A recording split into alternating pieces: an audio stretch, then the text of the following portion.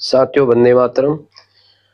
साथियों, आज बात ये करना चाहते हैं कि जैसे आपने सुना होगा या बचपन से देखा होगा, ये आपको ज्ञान सभी को है लगभग, मैं समझता हूँ कि जो अगर कोई किसी की कोई परेशानी होती है और कोई बीमारी होती है तो उसका दो प्रकार का इलाज है दुनिया के अंदर। ठीक है ना?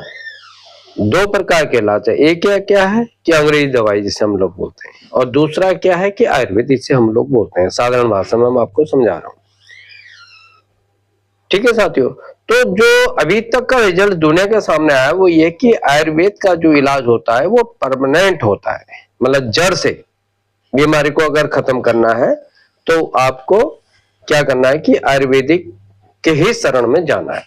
अगर बीमारी को बिल्कुल जड़ से खत्म करना है तो ये वर्तमान में अगर हम आज के परिदृश्य में राजनीति में क्षेत्र में देखें तो महाराज योगी आदित्यनाथ जी आयुर्वेद की तरह है, और जो इलाज करते हैं आयुर्वेदिक बाबा की तरह इलाज करते हैं।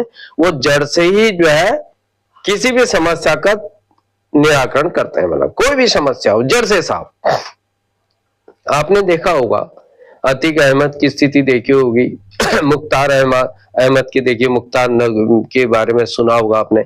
और वर्तमान में आपने देखा होगा कि जो बरेली का हादसा है तौफीक रेजा वाला, या और भी कई सैकड़ों उदाहरण है।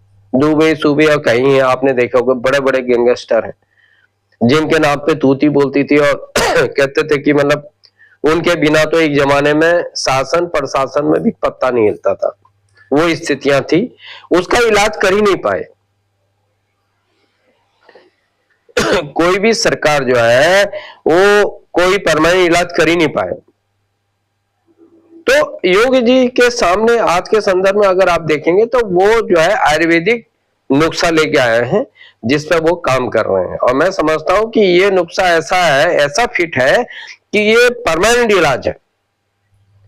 आपने देख लिया होगा और उनके कारनामों से समझ भी लिया होगा कि अभी ताजा उदाहरण जो आपका बरेली का है, जो कई सदियों से चाहे कांग्रेस की सरकार चाहे सपा की सरकार में वो बेताज बादशाह की भूमिका रही है उसकी।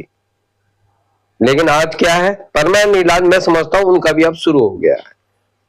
ठीक है, उनके दामाद की संपत्तियां सब खत्म कर दी गई, कुर्क कर दी गई हैं। बेटे इधर, परिवार अपना सपना, अब ये सब कार्रवाई चल रही और मतलब सतत चलते रहेंगे साथियों।